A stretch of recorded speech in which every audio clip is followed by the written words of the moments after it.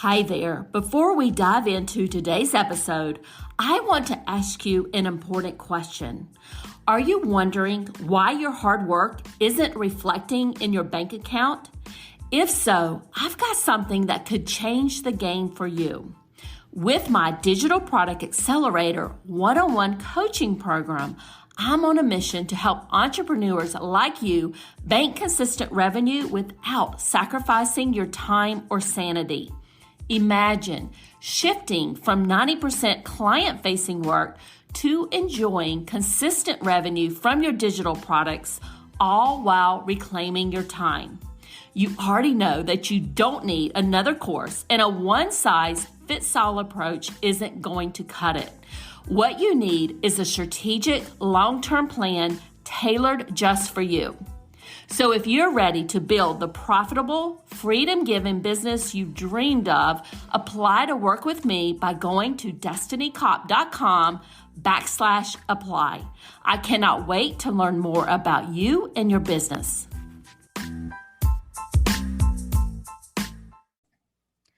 Welcome to the Course Creators MBA podcast. I'm your host, Destiny Cop, and in this podcast, we're covering actionable tips to grow your online course business. Before I begin, I want to let you know that this episode is sponsored by my Course in a Box program, which helps you create your revenue-generating course in less than a week. Course in a Box is on the AppSumo marketplace at a special deal, and the link for Course in a Box on AppSumo is in our show notes. And today, we're in the middle of our Course Creators series, where I'm chatting with ordinary course creators just like you. We're talking about their journey in their online course business, how they got started, the challenges they've experienced, and how they overcame them. These are real discussions with real people. Today, my special guest is Chelsea Baldwin. Chelsea owns 2 online businesses, both of which she uses to sell online courses. Her first company, Copy Power, is a copywriting agency where she specializes in providing clients with high-end copy that results in higher than average conversion rates, often double or triple the numbers they were seeing before. She created her first ever course for this company to teach people who couldn't afford her services how to write amazing copy for themselves. Her second company helps freelancers and service providers grow their revenues to $25,000 per month, and she sells a few digital courses there as well, along with private one-on-one coaching. Chelsea, thank you so much for joining me. I'm very excited about our discussion here. Yeah, thank you so much for having me. I'm looking forward to it. Yeah. So I really want to dig into this with you. Could you start by telling the listeners about your journey and your journey into online entrepreneurship and your courses? You can start from the beginning and we'll take it from there.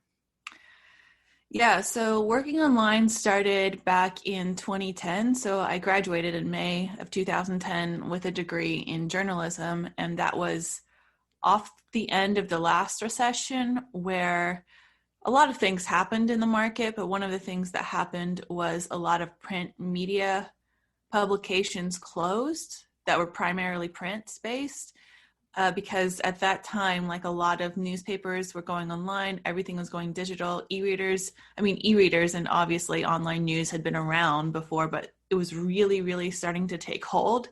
And it sounds funny because we just absolutely take it for granted now, but it really was a thing. So 1, publications were closing, they were folding, and 2, the ones that were surviving weren't hiring. So I had to find other ways to make money. And so I started freelance writing online. Like I started out really cheap, but I didn't know what I didn't know. So I just started writing articles, like how-to articles for this company. And over time, that sort of evolved into me getting better at online marketing, understanding where online copy fit into online business and how it all kind of contributes or should contribute in some way to the bottom line of the business that you're writing for. Like, at least if that content is going to be successful and worth the time or money you put in to get it developed. So that was really interesting to me. And as that sort of evolved, I got some jobs like with content, with writing. At one point I was a content director and then chief marketing officer of an app development company, but that didn't last long because I'd already gotten the taste of freedom from freelancing and being self-employed. So I went back to that. But when I went back to it, I had like a lot more experience under my belt. And so I knew I could make more as a freelancer, establish my own company, which I did, which was Copy Power. So I established my own company. First, I was just as a freelancer, but I grew that into being able to have it in an agency setup. And then the demand started coming as I got more and more traction in the marketplace, more and more attention to what I was doing to teach how to do it. And so that's where the interest and need, I guess, for online courses came in, and where I developed my first one. And then after I developed that first one, it was really easy to see how others could fit into the puzzle of what I was doing. And then my second company came about because I was good at teaching copy. And so people then wanted me to teach other things, like how do you get these high paying client deals? How do you get this? How do you get that? So that was more of the business coaching thing. And then long story short, that was just like too much under one umbrella. And so I split them into two companies. It was too much under one umbrella. Were they two different target markets? They kind of are. So Copy Power has two different target markets just inherently. One for clients who need copy written for them, who have the budget to afford high-end copy, but then also people who appreciate good copywriting but maybe can't afford it yet, so they buy the course. But then you would add like a third one, which is freelancers or solopreneurs or people who just admire the business model and want to know that. And so they were asking me for that stuff. So it just there's too many offers. It was too confusing. I even started offering like a membership where I taught copy and business in the membership. And it was too much happening under one brand. And so some things kind of started not going the way I wanted them to go. And then I made that realization and split the two. One was copywriting focus and one was business focus. So obviously copywriting and business go hand in hand, but they are two separate companies doing two separate things. So I'm going to kind of go back to where you started. So in May of 2010, you graduated with a degree in journalism, but you know, we all know what was going on back then, and you were having trouble finding, you know, a job. So you started freelance writing. You said eventually you went back to kind of the corporate world. It looks like it was like a apps, SaaS startup or app development. What year was that? That was, well, I quit the job for good in April 2014. So like a year plus-ish before that was when I kind of went back in. I initially was like, okay, I think I'll just get an internship to learn some more things so that I can make more money as a freelancer. But then actually the first opportunity folded, and then I got another opportunity shortly after that I took to be a content writer. And then 2 weeks later, they saw that I was good at what I did, so they promoted me to content director. And then 6 months after that, I got a promotion to CMO. And you left that CMO job to go to start your own business. Yeah, to go do my own thing, to freelance again. And that was in April of 2014. Yes. Okay. So you've been, you know, in this entrepreneurship role from your, you know, corporate job, if you would, since April of 2014. When you first moved back into entrepreneurship, what were things like for you? Like, what was the transition? How did you make that transition? Did you have like an exit plan, or how did that work? Yeah, well, I had gotten freelance clients before, so I just went back to what I knew about getting freelance clients. And I had like 1 to 2 freelance gigs here and there as I had that corporate job. So I just went back to doing what I knew. So I was essentially a freelancer at first, again, just went back into freelancing. But I had all this experience under my belt. I knew I was much more valuable than just being a writer, than just being a hired pen, because I had all this insight and knowledge into marketing and this real world experience with it. So I wanted to take myself more seriously, and I wanted my clients to do the same thing. So I went back to the drawing board with my website copy, which is something that I teach people to do. And I did what I teach. So I went back to the drawing board. I realigned everything to who I wanted to work with. And then once I did that, I started getting more clients, but I really wanted to take it seriously. I really wanted to be successful as an entrepreneur, to make a lot of money, to have my freedom. So I felt like if I established an LLC and wasn't just a freelancer, I would take myself more seriously if I had a proper business name instead of just being Chelsea Baldwin. And I did, it worked. I took it more seriously. So in the early days of that, all I did was take my freelance clients and switch them over to a new contract where everything, instead of paying Chelsea Baldwin, they're paying Copy Power, and the money got paid into my business bank account. So, but from there, I was able to grow it. So does that answer your question? Yeah. So I'm just trying to paint the picture here for folks. So you went back to what you knew, which was freelance work, but decided fairly quickly that you wanted to establish a real business and make a real business out of this. When did you set up your website?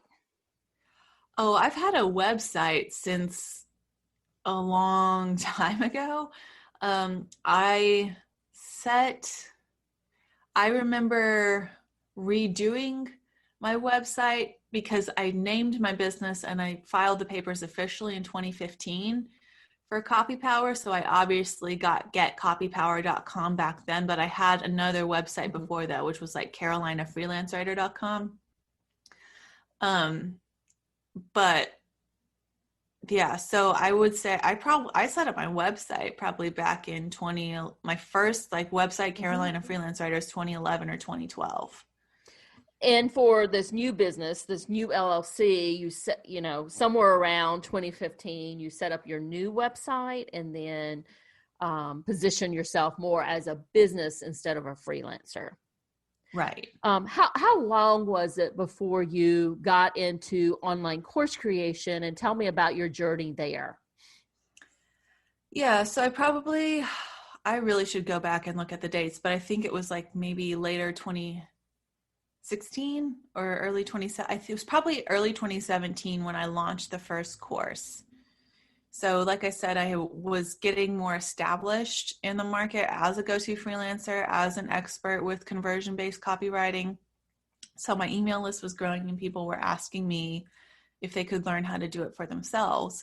And so I would try to help people when they emailed me or messaged me or whatever, but it's really hard to teach copy through email. You kind of have to see it. You have to be hands-on with it. You have to share screen with it. So I would sometimes like help people one-to-one with their copy on screen, but that's just a fix. It's not really the process, right? So you can fix copy, but you can't like teach people how to go from like 0 to 60, from starting with nothing to having good copy if you're just sharing screen and fixing things.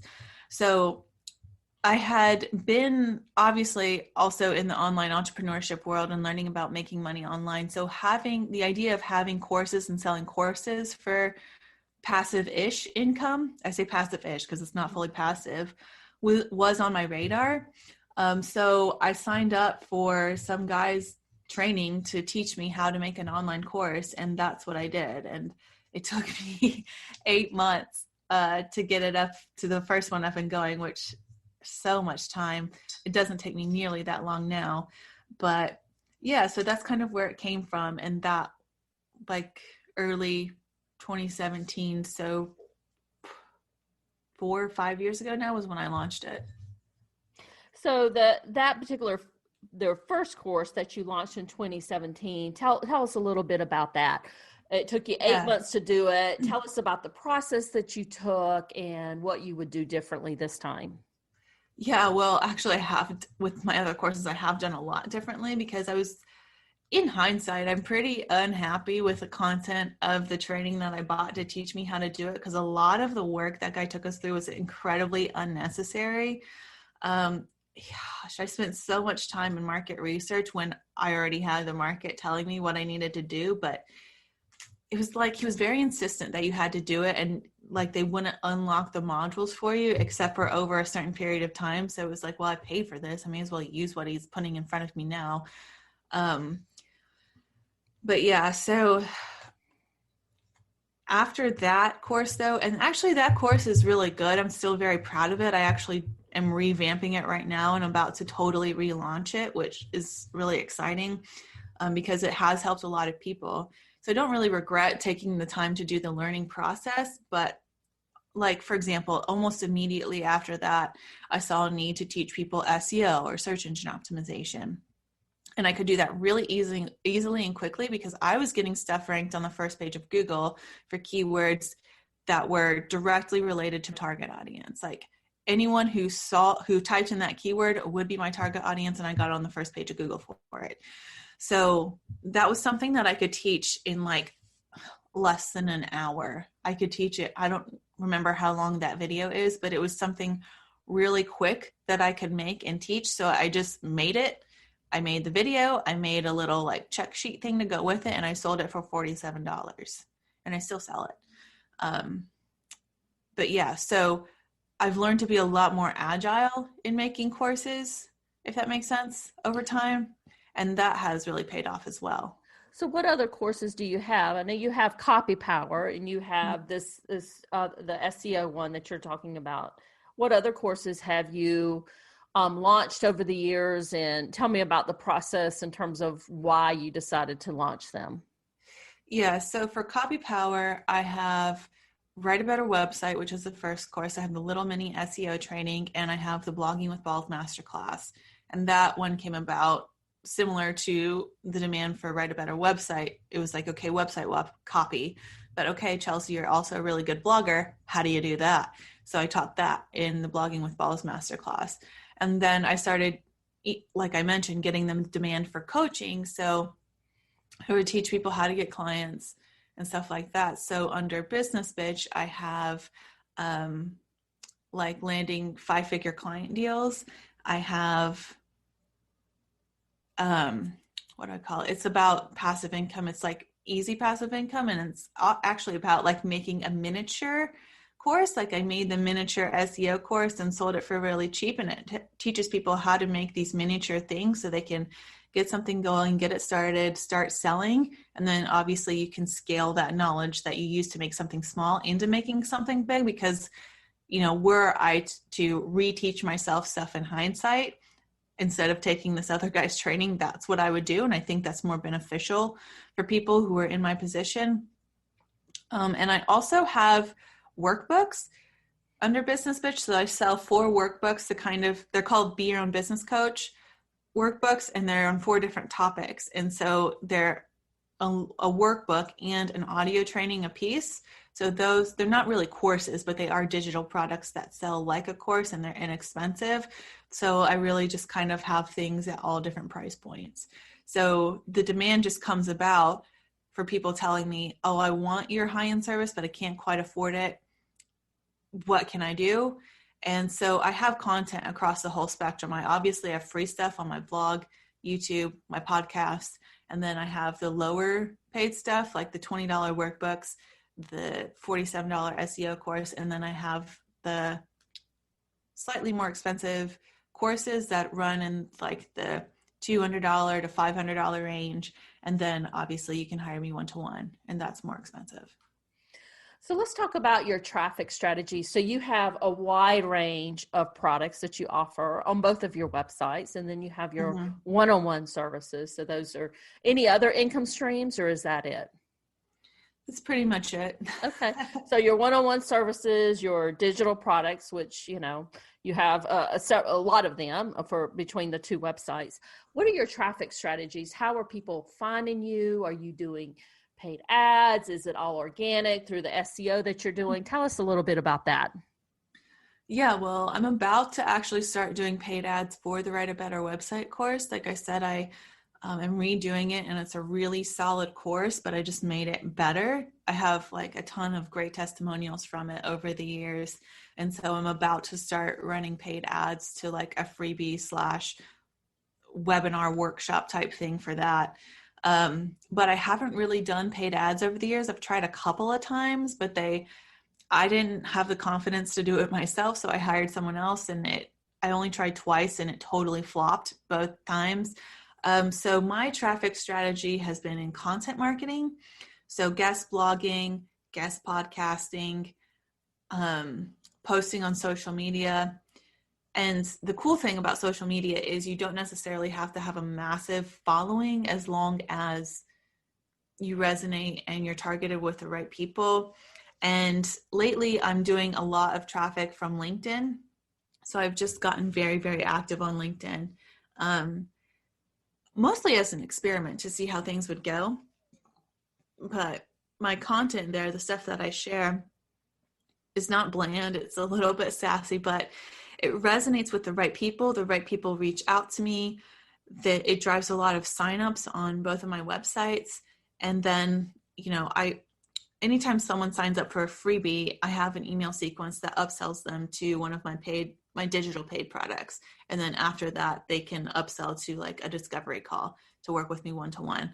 But that's mostly my traffic strategy. So it hasn't been like super, super high numbers of traffic, but I have been very deliberate about getting the right people to my website. Like I mentioned with what I teach in the SEO course, which was what I did for myself first, was finding these copywriting keywords to rank for in Google so that, it doesn't get like thousands of visitors per day, but the people who do come to it and do click on it are 100% my target audience. So that's kind of what I focused on.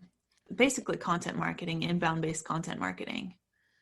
So let me ask you this, and I know we chatted a few minutes before we actually started recording this episode, and one of the things that you focus on is your conversion rates, and I think that speaks to what you just said there with being very targeted in your content marketing. Can you tell us a little bit more about that?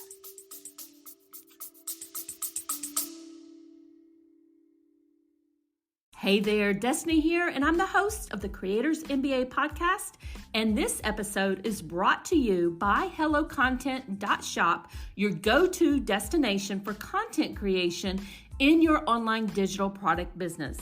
I understand how busy you are as an online business owner. I am right there with you. And that is why I have filled our Hello Content Shopify store with low-cost digital products that you can use as a lead magnet or part of your paid programs like your online courses or memberships.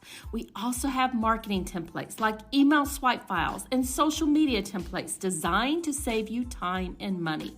So whether you're looking to streamline your content strategy, enhance your digital products, or just save some precious time, I've got you covered, my friend. Now visit the HelloContent.shop today and take the first step towards effortless content creation. Yeah, well, when you're selling courses online, well, really when you're selling anything online, but especially courses, because as course creators, we like to be as hands-off as possible. I think that's kind of the point in making a course, or it's one of the points in making the course, at least from a business model perspective, is to have something that can scale and that doesn't require a huge amount of time and energy. Conversion rates are everything. Like if you are driving a ton of traffic to your site or to your landing page freebie, for example, and no one's signing up for it, no one's even going to hear about your course. Or if people go through your freebie, but then in the freebie, no one signs up or pays for your course, what's the point there? So paying attention to conversion rates is really, really important. It's what I focus on with my copywriting clients and like the stuff that I teach in copywriting. But if you don't have it, you don't have the money coming in that you can have or that you should have, because I make my courses for reasons other than money, and I'm sure everyone listening does as well. Like, you genuinely want to help people. But at the end of the day, if you're not making money, if you're not creating those conversions, nothing's happening, and you're working for nothing or for smaller amounts of return than you should be getting or that you deserve to get. I think that's very, very well said there. Can you tell us a little bit about what do you see as the next steps for your two businesses in 2021? Yeah, so the next step for Copy Power is definitely getting my my Write a Better website course sort of sold on automation or somewhat automated with ads and then webinars, and really showing people, well, basically giving a free workshop as the webinar, because I don't really know how to just be salesy. I just have to like teach people and let my teaching sort of speak for itself. And that's how I convert, is doing that, because that is going to really be a game changer for me. And I was actually on a podcast last week where they said, like, what would you tell yourself to do differently? And it's like, obviously I should have done this way sooner, but I did have really good conversion rates from just launching it occasionally to my email list. So I guess the pain point wasn't really there to force me into doing it. But anyway, that's neither here nor there right now, because it's the past and I can't go back and change it. But that's definitely something I'm focusing on hugely for Copy Power, and getting that to like a certain amount of money per month, which I know that I can do. And then for Business Bitch, I'm focusing a lot on getting more one-to-one clients there. So I have been very active on LinkedIn with the Business Bitch content, and it's been a lot of fun, and I'm really like, it's a fun brand just by the name of it. And I know our conversation is a little bit serious and very businessy, but it is a lot of fun. And, you can have a lot of fun in business. So that's what I do. And I really kind of draw in those people who are ready to take the next step, who are tired of being like plateaued at, like $5,000 or less per month, and really just want to skyrocket to potentially that 25,000 per month income level, but at least like doubling it to like 10K, or 8K is 6 figures a year. So yeah, getting more of those people in my orbit so I can coach more of them, get them more empowered financially, and just kind of help them grow and help myself grow by way of that. And let me ask you, for your Write a Better website course that you have, and you're going to be, beefing up that funnel, doing paid traffic, you're going to be, is the webinar that you're doing, is it like an evergreen recorded webinar for that? It will be. So the first ones I'll do will not be evergreen, but I will record them. And then, because I want to learn as well, like you can't just like assume something is going to work and then slap it up and have a business. I mean, you can, but like, again, it comes back to those conversion rates. And then also, like, I've never done a huge ton of webinars. I've run a bunch of workshops in person, obviously before COVID. So I'm basing the webinar off of that, because those workshops that I did, which were also called like Write a Better website, but much less content because we only had like an hour to do it in. Yeah, I'm basing it off of that, and I'm assuming it's going to, well, I know it's going to really help the people who sign up, but I'm going to see how that works with offering the sale of the course on the back end of that. So actually today that we're recording, I'm like, when we hang up this call, I'm going to send out an email to my lists about, well, it's just going to set them up for, I'm going to start sending out like free lessons on copywriting, how to write better copy. And then I'm going to offer the webinar or the online workshop for free as a part of like this launch. And then, so I'm starting that like right now. All right. Today. So you'll have to let us know how it goes. You'll have to come back in a few minutes to let us know how it goes. Yeah, for sure. So the closing question I have for you is, what advice do you have for other online course creators or entrepreneurs out there?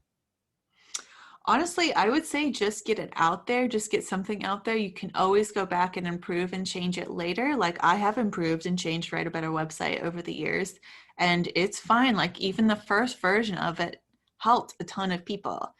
And that's kind of what I do when I work with my clients. You want to have a business model around selling digital products. It's like, well, just get it up, like just make something. And you don't have to make the most expensive version. Like when I teach people to start selling digital products, like a course or a training, $15 or less is a really great sweet spot to just sell something quick and cheap and inexpensive to test your market if they're not already demanding something from you, just so you can know how it does. And like at that price point, it's really easy for people to say yes to buying. So you don't spend a huge ton of time making something, and then you make a profit from it on the back end, and then you just learn really quickly, and then you can grow with real time and real world feedback instead of waiting months and months and months and months and months to make your first one before you put it out, which was what I did. But that's my advice. And I think that's some great advice, Chelsea. Where can people find you? Yeah, so my copywriting website is getcopypower.com, and there is like a free copy course thing. Like if you want free copywriting lessons that will help you convert more, you get like 3 free lessons. You can sign up for that. I'm at businessbitch.com. There's a freebies tab there you can check stuff out at. I'm on the Business Bitch podcast, which is on Apple and Spotify and on LinkedIn. You can just search Chelsea Baldwin, and I'm the one with the Business Bitch branding, so you can say hi, because that's where I'm most active on social media. And Chelsea, I will make sure all of those links are in the show notes so everybody has them and they'll be able to find you. And Chelsea, thank you so much for joining me today. I loved our conversation here. If you have any questions about Course in a Box, which is offered on AppSumo, please reach out to me on LinkedIn or DM me on Instagram. I hope you enjoyed this episode with Chelsea. Would love for you to rate and review the podcast on Apple Podcast or your favorite podcast platform and show us some love there. Have a great rest of your day, and bye for now.